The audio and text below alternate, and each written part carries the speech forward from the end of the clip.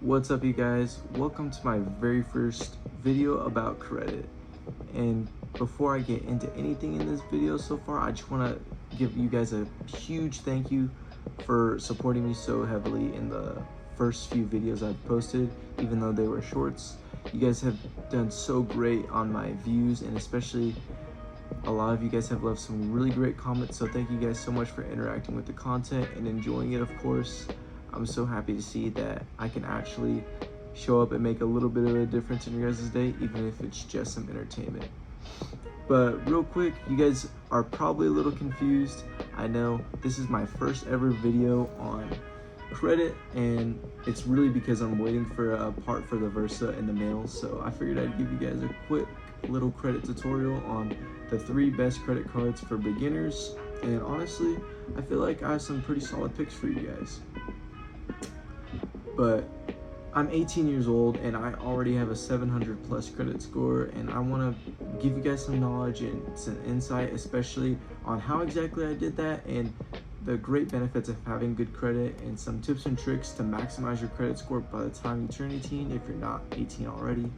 And so I've compiled 3 really good credit cards that I think are great for beginners, people who are students, as well as my fellows and ladies out there who are going into the blue collar side of things and don't have that student status, because student cards are much easier to get than overall regular credit cards. But I have some options for you guys that have really high approval odds, even if you don't go with the student edition. And I even included one that doesn't directly relate to a student edition, that is primarily focused on you folks out there who aren't exactly students but may not have no credit history, or may have very little and minimal credit history, or may even be rebuilding credit. So first things first, let's break down credit. What is credit? Why is it important? And why is it something to be considered? First things first, you could think of credit as like a trust score. Basically, a credit score is what tells banks that you're trustworthy enough to get loans for a car, a house, or even personal loans. So credit's going to be a very big thing in getting all of those for you guys. So having good credit can lower your interest rate on loans, lower your interest rate on mortgage loans especially, and also is a very big requirement in some cases for employment. And it's overall just have a good idea to have solid credit, especially if you want to buy a house in the future, or you want to invest in financial assets that require you to be a trustworthy lendee from lenders, auto loading agencies, and of course other banks as well. So there's also a lot of really great benefits to having a credit card. Things like cash back, travel rewards points, and so many other great benefits that just come from using the card like you would normally use it for any other purchase. Like you use your debit card to go get gas or go buy food, and you get paid back for that, so it's really worth your time and energy to start looking into credit if you haven't already. I know the big question in your guys' heads right now is, how did I already get a score above 700 after just turning 18 a couple weeks ago? So the way I did that was through 3 big things. The first thing was, when I got my Versa that you guys know and love, I co-signed on that loan, which was a $20,000 auto loan, and I've been making steady payments on it for the last 10 months. So that already beefed up my credit quite a bit, because as soon as you co-sign, they run your credit and it gets added to your credit report, and it shows up right when you turn 18. So that's a big thing. Another thing is, for my folks out there who are under the age of 18, your parents, if they have really good credit, you can ask them to put you as an authorized user on their credit cards, which is what I did with my dad. He put me on an authorized user on his credit card, and I learned how to use a credit card that way responsibly. So it's really a great benefit if your parents will let you do it. And that's, of course, if your parents trust you enough to do that, but it has really great benefits. You could even tell them, like, hey guys, I really want a good credit score. Can you just put me on as an authorized user and just use the card responsibly? And when you turn 18, you'll inherit their credit history, which will beef up your credit score a decent amount, because credit age is at least 10% or 15% of your overall credit score, and you want to make sure that you have good credit age, because that'll make you more likely to get approved for higher level loans and for your first ever credit card.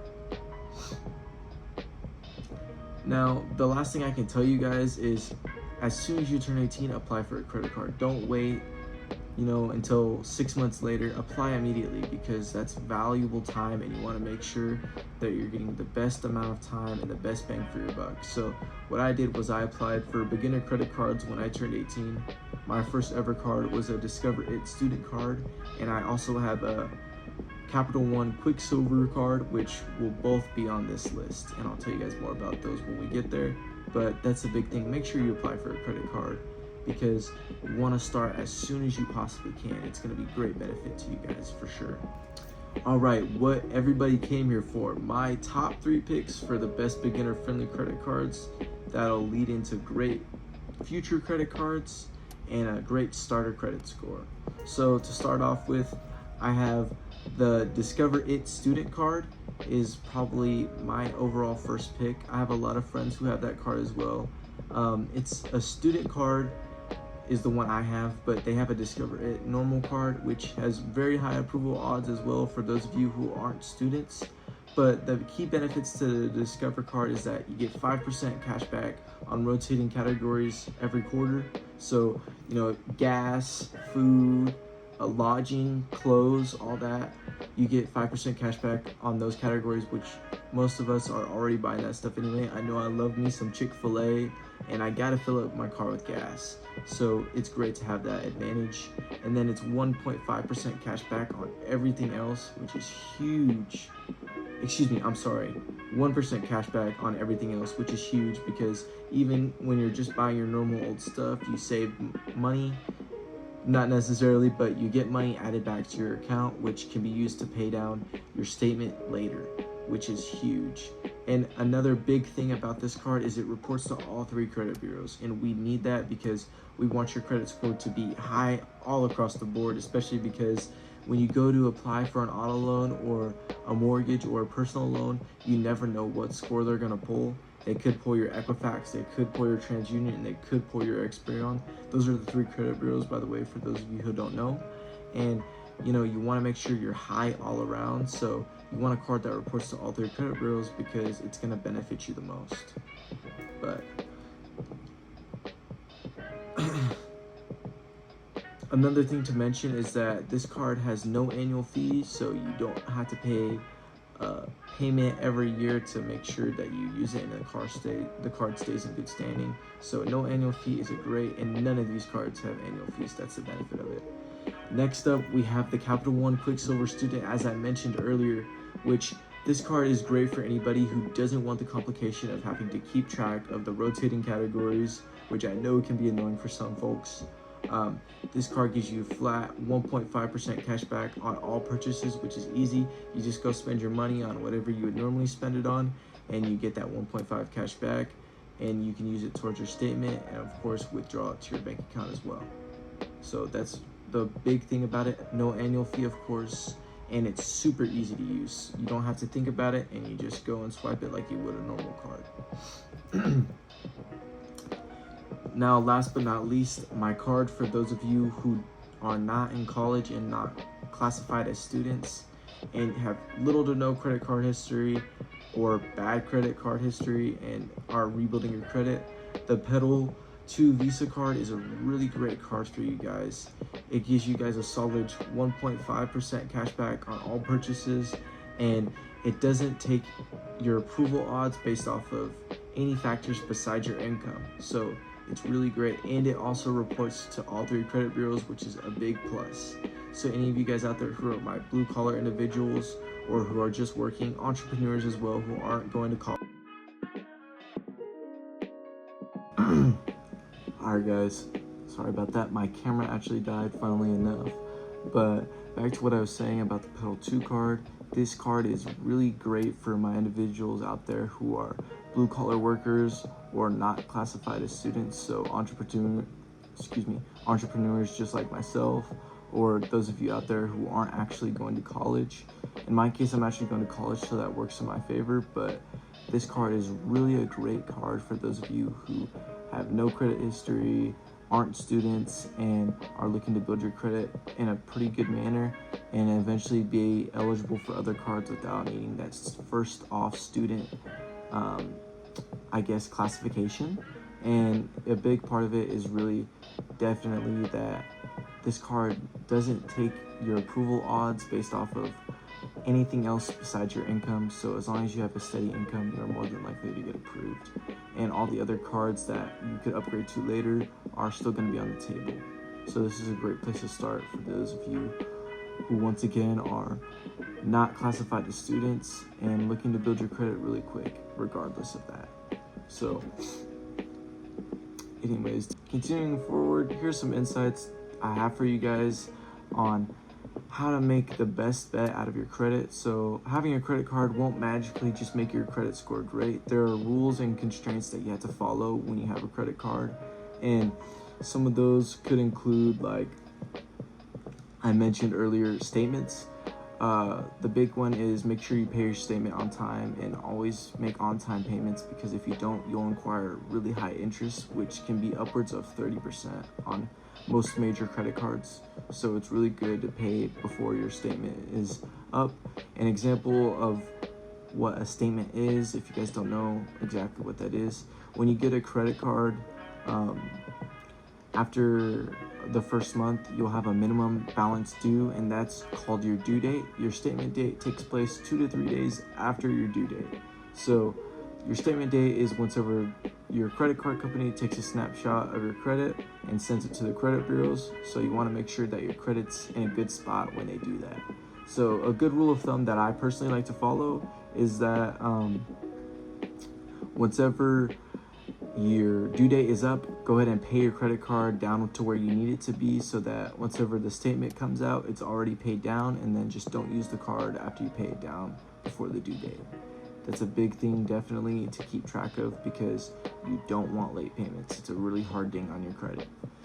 Next thing up is the 30% rule. Many of you guys may know what that is exactly, and that's great if you do, but for those of you who don't, the 30% rule is what's basically the thing that most of us want to follow when we want our credit score to go up quite a bit. Is keep your balance below 30% of your credit line. So in my case, I have a $1,000 credit line, so my 30% would be $300, of course. So basically, I'm never going to spend ever more than $300, because I don't want to go over my 30%, because that'll negatively impact my credit and lower it, definitely.